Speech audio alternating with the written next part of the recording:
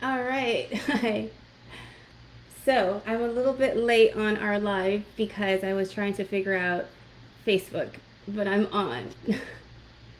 Alrighty. Great. Well, it's so good to be here. Thank you so much to the school for opening up this space for me to share a little mini class on making herbal infused oils. My name is Militza. I'm a community herbalist, and I've specialized on skincare, making herbal skincare.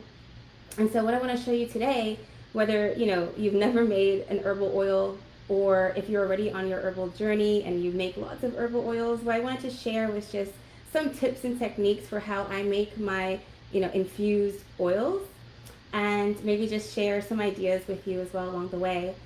This is also an introduction to an upcoming class that we have coming up at the school, and it's called Making Potent Herbal Oils. So I'm going to show you really how to elevate your herbal oils to create really specific, goal specific, and person specific blends and remedies that you can just fill your cabinets, your apothecary with at home. So let me see, just to make sure that you can hear me okay, if someone could just leave a little note and just say I can hear you.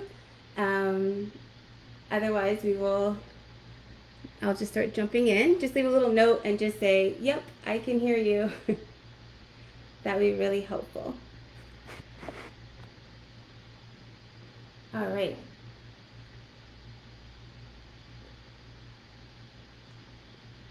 I don't see any notes yet, any comments. Just leave a little comment and just say, I can hear you, so that I know that it's all working as it should be. All right. I see 2 thumbs up. Okay, so I think we're good. Alrighty. Hi, Mila. Hi. Okay, good. Yay, it's all working. Okay. Whew. I gotta tell you, there was a moment there where I was like, I'm not sure if this is working. Great. So we're gonna jump into this little mini class on making herbal oils, right? And as an herbalist, the way that I work with skincare preparations is really viewing skincare as nourishment for the body, and a really powerful way to take care of your whole self, right? And so I really look at how to prepare herbal remedies for the skin, so that all of these uh, nutrients and all of the benefits and the herbs are available to the skin. Okay. um, Herbal oil specifically is one of my favorite herbal remedies to make, for its simplicity, for its how its longevity, how long it lasts on your shelf, so you could keep it in your apothecary and use it for a long time. But also in the fact that herbal oils are truly whole body wellness, right?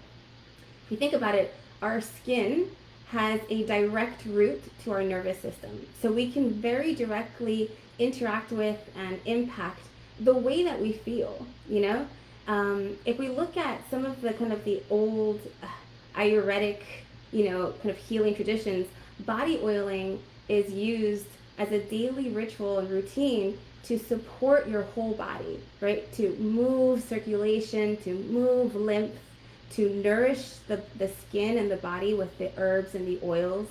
Um, and it can be a practice that you bring into your daily routine. And so herbal oils support the skin, right? Whether we want to specifically treat something that is happening on the skin, some sort of inflammation, bug bites, itching, rashes, eczema, even cleansing the skin, right? So it directly supports the skin, this organ, and its functions. It supports the body. We can support, if there's like sore muscles and tension, if we're having cramping, and inflammation in the joints, as well. So we can support body wellness. We can stimulate lymph and stimulate circulation. It's just so amazing how it supports the whole body. It helps to support the mind. This practice of every day connecting with your skin, connecting with your body, and quite, literally just turning on your parasympathetic system, just kind of just slowing down any stress responses that we feel, soothing our stress levels, right? And for a lot of us, herbalism and the practice of these herbal remedies it supports our soul too. This connection to nature, connection to the remedies that we make, and in our own body as well. So it's just very holistic in the way that these herbal oils really support us. And I think that herbal oils are a little bit underestimated. Sometimes herbal skincare, or just skincare in general, is really just thought of as just like the outwards appearance. But it's really so skin deep, and I found it to be a really powerful way to support myself and my family, and my clients as well. So herbal oils is really old medicine. Herbalists and home herbalists and have been making herbal oils from the beginning, and every culture will have their kind of recipes and their versions of herbal oils. And it really depends on what herbs were accessible to them, right? And what's available. And so I really love that. And I think tapping back into that, kind of going back to that basics of making herbal preparations with the herbs that are available to us, wherever you are, wherever I am, we might have access to different herbs. So rather than teaching you kind of just like a recipe of a specific herb and a specific oil to use, as a teacher, what I really love to do is to really help to understand how to understand the herbs and the oils and how to work with them so that you can create, something amazing with what's around you and what's accessible to you.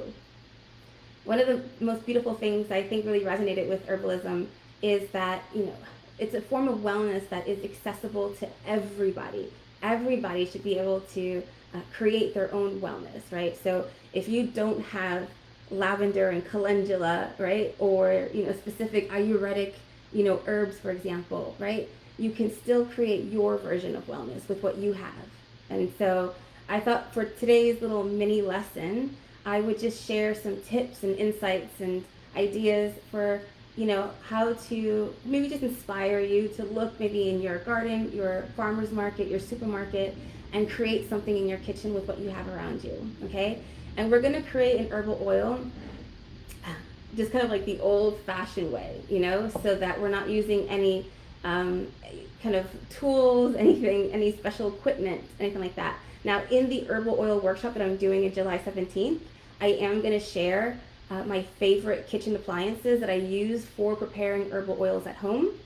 But for today, we're going to keep it really simple, and we're just going to go back to just using our jar and our herbs and our oil, and that's it, okay? So when I was thinking about what herbal oil to prepare, I realized that my peppermint in the garden had just gone wild, and that's what peppermint does. It just spreads. So I harvested a whole bunch of this beautiful fresh peppermint, and whether or not you grow your own garden, some of my favorite things to do is to also go to farmers markets, or like the fresh produce markets, and just get bunches of herbs, and bring it home and dry them so that I can, store them. It's a way to preserve your fresh herbs. And then I could use them in different ways. I could make teas, I could season foods, or I could make herbal oil preparations. With herbal oils, I definitely prefer to always use dry herbs just because we prevent any spoilage that can happen with the water content, okay? Now, I do use a dehydrator for most of my drying, but I wanted to show you again a good old-fashioned way of how to dry your herbs. So this is just, a brown paper bag. And what I did was I took the herbs, harvested them, and then I just cleaned them and fully dried them. And I just stuffed them in this brown paper bag, right? And after it was about a week, about 5 days, I just rolled it up and then I just kept it in my pantry, and that's it. Every couple of days I'd go to it and just give it a little bit of a shake, but I really didn't open it or touch it at all. After about 5 days to 1 week, it just fully dried. And so it is incredibly crispy and crunchy and completely dry. And that's exactly how I want it to infuse it into the oil. What I really like about this technique as well, just aside from it being so simple, and you don't need anything but a paper bag, what I really like about it is that we're not using any heat at all. So especially for our really delicate and aromatic herbs like the peppermint, I don't want to destroy those volatile oils. I want to keep the essential oils intact. So this completely preserved the herb and the incredible aroma. I mean, if you could smell it, it just smells. I mean, it smells so fragrant, like it's fresh peppermint, you know, and that's exactly what I want. So, um, so I'm going to use this peppermint to make a peppermint oil. Now, let's just say you don't have peppermint, you know, you're looking at what's growing locally around you or what's in your farmer's market, what's accessible to you, right? The way that I always think about the herbs, and, you know, when we're at school and we're learning herbalism, the way that we learn to understand the herb and its impact on the body is to learn about the herbal actions. And I don't even know how many herbal actions there are, like 50 or hundreds of different herbal actions maybe, right?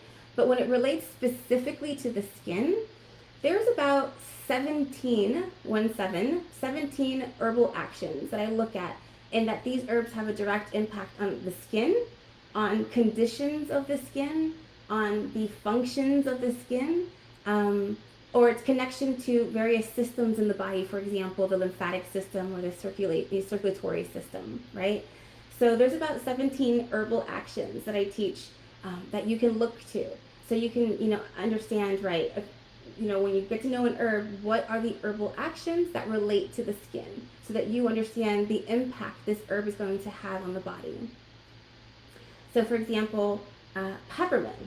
Peppermint is antispasmodic, and what that means is that it helps to relax the, you know, the kind of cramping muscles, right? So a lot of times that's in our stomach, when our stomach is kind of cramping and upset, but also in the muscles as well. If there's any spasms in the muscles, it can help to calm that down. It's also antimicrobial, so that's, you know, kind of bacteria and fungus that could proliferate on the skin, cause infections. So it helps to keep that kind of flora on our skin, the kind of bacterial life on our skin in balance. And it's analgesic, and so that means that it helps to reduce the sensation of pain, which is why peppermint is actually used a lot to help relieve headaches. And, you know, you could apply peppermint essential oil onto your temples if you have a headache or a migraine. It helps relieve headaches, but also muscle cramps as well. So you could kind of rub that peppermint, and we know how those kind of cool and hot rubs, how that, you know, that helps relieve muscle aches as well. So knowing this, you know, this peppermint could help to kind of support the skin when it's feeling itchy. That analgesic action also helps to reduce the sensation of itch. So if the skin's feeling itchy, or if you're experiencing aches and tension in the body, rubbing peppermint oil all over your body will just help to soothe that. I think that's a really nice thing for summer, especially if you're out hiking a lot and, you know, maybe your skin gets a little bit itchy from just being outdoors in nature, or bug bites and that kind of thing, out in the sun, sweat. It can cause that kind of aggravation.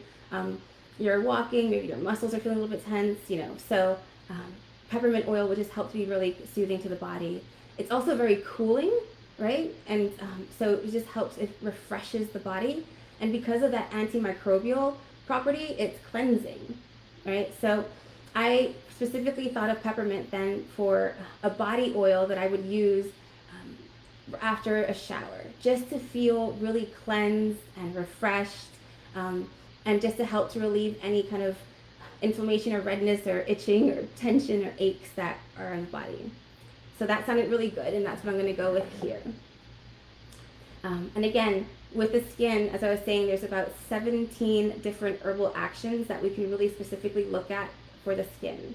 And when you get to know an herb and you study their herbal actions, you can see, okay, this is what this herb is going to do topically for me, and you can start to think about what your needs are and create those matches. But for now, let's focus on just good oak peppermint. So what I'm going to do is just get the leaves off of the stalks. If you have any questions while I'm preparing this for the herbal infusion, let me know. So I do grow a little bit, quite a few herbs in my garden, but really my favorite thing to do on a weekend, especially like a Sunday morning, is to go to the farmer's market. I absolutely love just seeing what's fresh and seasonal, what's growing right now around me, and getting big bunches of herbs. or getting fruit, because I love using the peels and the rinds of fruit as well to infuse into herbs or into oils. Um, I've even infused dried fruit into oil. I made a mango oil, and that was really nice. So you can get really creative, you know, even though it's for the skin, it really is nourishment, you know, and I really treat skincare like I'm in the kitchen making something, a remedy to eat. So normally with your herbs, I would recommend that you kind of grind it down, not into a powder because that's going to be almost impossible to strain. It's really difficult. But just grind it down so you want to expose, you know, more surface area to the oils to really be able to extract out the constituents of peppermint or your herbs. This peppermint is so delicate, it's just completely crumbling and breaking just in my fingers, so I'm not going to put it in the grinder. But there's some herbs, like let's say for example calendula, which is one of my favorites for skincare. It has such an affinity for the skin. I would definitely want to break this down smaller, and what I would do is just put it into I like using a bullet blender. I would just put it into the bullet blender and grind it down to break it up as much as I can before it powders. With the calendula, I also, just a little tip as well, I also prefer to use the calendula with the whole head, not just the petals, not just the yellow and orange petals, but the actual whole flower head, because that's where you find a lot of the resins. And calendula, we know, is a very healing and protective herb for the skin. And a lot of that has to do with the resins. It has, you know, when you grow calendula, you can feel how, you know, the sticky resins on the flower. And that's where that is. When I first started, you know, making herbal remedies, I actually lived in Asia. I didn't live in the States. And I used to watch John Gallagher on YouTube. And I would watch him make different herbal remedies. And he worked with a lot of the herbs that, you know, are found in the West, like, you know, your calendula, lavender, chamomile, things like that. It wasn't as readily accessible in Singapore at the time, except for like the really expensive expat stores, you know, the supermarkets, and it was just too expensive for me. So I would use what I could find locally, and I would use what I could just find in my supermarket. You know, we didn't really have like an herbal supply store or anything like that. And so often in the beginning, a lot of times I accessed herbs just from teas. You know, that's where, at the beginning where I could. One of my favorites is like a chai. I just love the aroma of chai. And you could actually take herbal teas. You just want to make sure when you read the ingredients that you have a tea, an herbal tea that is just pure herbs, so not like flavors, because you won't get any of the therapeutic action from it. But this is only pure herbs. And then I would rip it open and infuse my oil into it with the tea bags. So, you know, you can get really creative and access herbs and find kind of what's around you. All right. So I'm just going to tear off these leaves.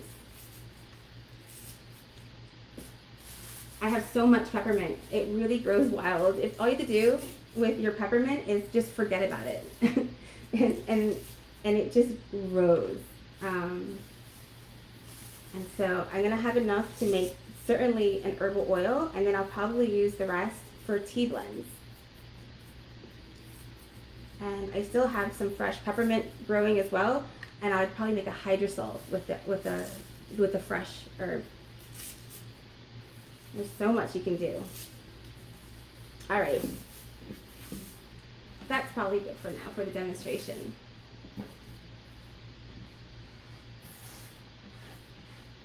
So I have my dried peppermint, and all I'm going to do is take a clean mason jar that I've cleaned out. Let me know if you have any questions, or if I'm speeding along too quickly. If you want to raise your hand and ask a question, do let me know. So this is going to be kind of the old-fashioned folk method of preparing herbal oils. So we're not measuring, we're not using any equipment to apply heat to the oil. So it is kind of like, you know, you're just kind of eyeballing it, right? When you add the oil over the herbs, the leaves will expand in size, so we don't ever want to fill up the jar with the herbs, otherwise there just won't be enough room. So I'm going to fill the jar up about just over halfway. And as I'm pouring it in, I am just kind of, trying to break it up as much as I can to expose more surface area so that we can draw out more of the constituents. So oil can draw out oil-soluble vitamins and nutrients, okay? Some vitamins, for example, vitamin C, is water-soluble. So we can't get the vitamin C. But, vitamin A, vitamin E, these are oil-soluble. So we can extract those out with the oil. So that's really important to know as well, especially if there's a specific, kind of property benefit that you want, to know what you're drawing out from the herb. Now, in my herb oil workshop, I teach 4 methods of herbal infusion. One of them, which is my double extracted oil, helps to draw out the a more full spectrum of the constituents. But when we're using just the pure oil, we're only drawing out oil-soluble vitamins and, properties. So jojoba oil is by far my favorite for the skin. I just find that it is most compatible with most skin types. Olive oil is probably one of the more popular oils that are used for infused oils. And I can't go too much into detail about which oils to use specifically, but what I want to say is that olive oil is not always ideal for all situations, right? So it's really important to not only know the herb and the actions of the herb, but to understand the oil as well. Because some oils will be better suited for different skin needs and skin conditions. Olive oil is very popular because it has a long shelf life, right? And that's important for our apothecary. Some oils have a shelf life of like 3 months, and some oils actually need to be refrigerated, like a flaxseed oil. So we want it to have a long shelf life, which is why olive oil is really commonly used. But there's some skin conditions where using other types of oils will be more beneficial. And I just find that jojoba is generally quite neutral. It works for most conditions. It has a very long shelf life. And so I like to use it the most, I'd say. So I filled my jar about halfway, 3/4 of the way with the herb. And it's so fresh. Like, I can almost, even when I touch my face, I can feel the peppermint on, oils on my skin. So it's really fresh. Then I'm just going to pour the oil in to cover the herbs by about 1 inch. So I had my favorite tool, my chopstick, but that's okay. So I'll just swirl it around. You want to make sure there's no air pockets and that the oil fully goes through. And I can feed it a little bit more, about halfway. Alrighty. So that is all that is needed for the herbal oil. So we have our herb, we have our oil. Now we just need to give it time to actually infuse, okay? I like to give it about 6 weeks. There's some people do 4 weeks, some people do 6 weeks. I think 6 weeks you generally get a really good potent oil. And you want to check on it regularly because you can actually see the oil start to change. It almost becomes, as it starts to take in the properties of the herb, it actually changes. It becomes even sometimes thicker, it changes color. So I love observing those changes. And 6 weeks feels like a long time, but it will pass anyway. And it's just so nice to kind of slowly anticipate your medicine coming and checking on it. So I always tell everyone to always label it, and I always have to remember my own advice because sometimes you forget and it's the most frustrating thing, but I'm going to just write with a Sharpie marker on the glass, and this is peppermint, and it is jojoba, and then I'll write the date. And what I also like to do is write the date of extraction, when you're going to extract it out or, harvest it, right? So I will calculate what's 6 weeks from now and I'll write that date. so that I just know when, when it's me ready. But for now, I'll just write today's date. Okay. Now, often, usually I prefer to actually do warm infusions because a little bit of warmth really helps to draw out more of the constituents, especially when you're infusing something like calendula, which has those resins, to really draw out those beneficial resins, right? So I always like to add a little bit of heat. But with this technique, this is the folk kind of just like the cold method. We're not applying any heat. What we're going to do though is put it into a bag.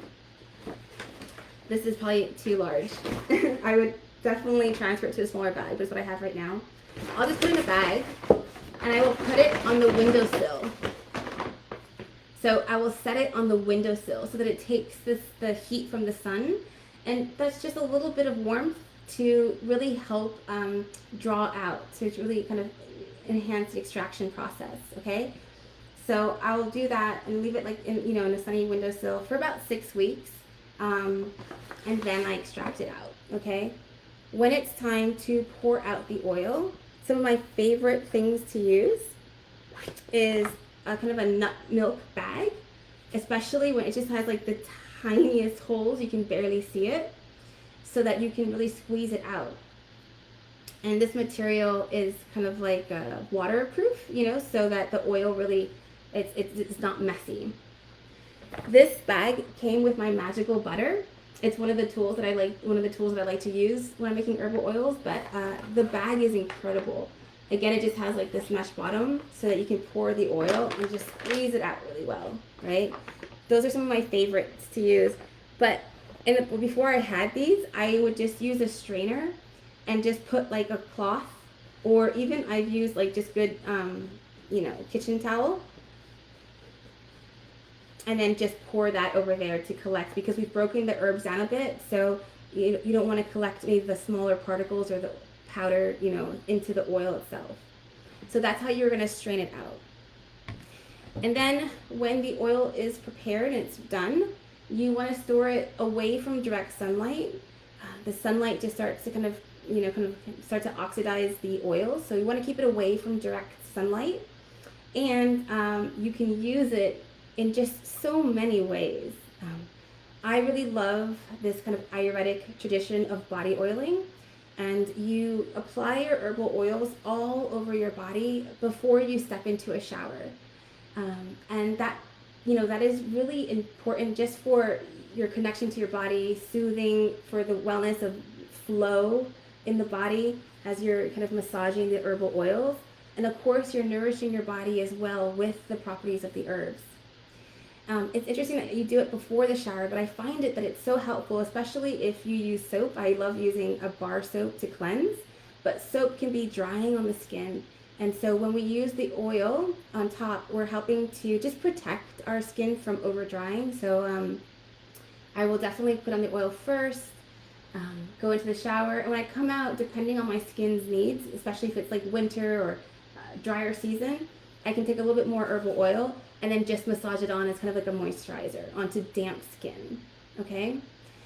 You can also use herbal oils to, cleanse your skin, your makeup in the evenings as well, oil cleansing. You can use it in your baths to bathe in, and you can use it for recipes as well. So to make body butters, to make bath salts, to make body scrubs. I mean, there's just so much you can do with it. So it becomes a remedy that you use directly, but also an ingredient that you can apply into some of your other remedies as well. So it has a lot of wonderful use. Not to mention the fact that if you were to use an oil, something like a neutral tasting oil, maybe like sunflower or grapeseed, you're actually taking in the flavor as well of the herbs. So, you could also use it to, in your cooking and your salad dressings and things like that. So it really becomes part of your lifestyle, internally and externally, as like a whole body support. And that's the kind of skincare that I absolutely love making, where it just kind of nourishes your whole self. So that was just like a little mini introduction, just some tips, and ideas. I hope that that was a little bit helpful. In the actual herbal infusion workshop that we're going to do July 17th, we're going to dig into those 17 herbal actions that relate to the skin so that we can understand, you know, if whether you have chamomile or peppermint or whatever herbs you have in your area, you can understand how that herb is going to interact with your skin and your body. And you can create different blends as well. So we'll dig into those 17 herbal actions so that you're not just confined to just my recipes, but rather you can really open up and use what's around you, right? And we're going to also talk about the oils, because I think a lot of times when we talk about herbal oils, we think of the oil as kind of just the carrier of the medicine, but the oil in itself is also part of the medicine. And so when we understand how to work with the oils and what they're providing to the body and the differences between the oils, you can create herbal oils that are just so specific to your needs, right? So specific to your body and your constitution and the fact that your goal of what you want it to do. So we're going to really dig into the oils and go through different types of oils and how to choose them. And then we're going to talk about how to create blends. You know, this was just a one herbal oil blend, one herb, but when you start to bring different herbs together, you create this amazing synergy and a story, really. And so we'll talk about, you know, how to use the blending pyramid to create an herbal oil blend. The approach is so similar to making like herbal tonics and teas and things like that, but we're just kind of applying it to our external. So we'll go deeper into that. And if you have any questions, please let me know. I will hang around here for a little bit longer. This is actually going to go in my kitchen. I'm going to apply heat to it so that it doesn't take 6 weeks, so that I can have it ready in about 3 to 5 days. Excuse me. So I'm going to go and do that, and I'll share some pictures on Instagram. I'm on Little Green Dot, so you can check that out, and I'll show you the results of how it comes out on Little Green Dot's Instagram page, so you can check that out too. So yeah, that's all I have for you today. Let me know if you have any questions. I'll hang around for a minute or two. I'll hang around for much longer if you have questions. Alrighty. So go into your kitchen and your pantry and have a look to see what you have around you. You can use herbal teas. I made a blend with a sleepy time tea. So a tea that you would drink at night to just relax your body. Well, you know, it has a similar effect topically as well on the body. You know, passion flower especially has kind of this kind of soothing, kind of relaxing effect on the whole body. So you can use, I used a sleepy time tea to make a sleepy time oil, and I use it for baths in the evenings and for massaging the body in the evenings. It's just so incredible what you can do with what's around you. So definitely look into that. But anyways, it was so fun sharing these little tips. Everything smells like peppermint now, so I feel really refreshed and awake. Thanks so much. If you have any questions, let me know. Otherwise, I will sign off. Alrighty. Take care, have fun, and if you do make an herbal oil, go to Little Green Dot on Instagram and then just share what you've made. I'd love to see that, okay? Thanks again. My name is Militza. I'm on Little Green Dot, and July 17th, I'll see you for the potent herbal infused oils. And we'll dig much deeper into the herbs and the oils, okay? Alrighty. Have a good rest of your Sunday.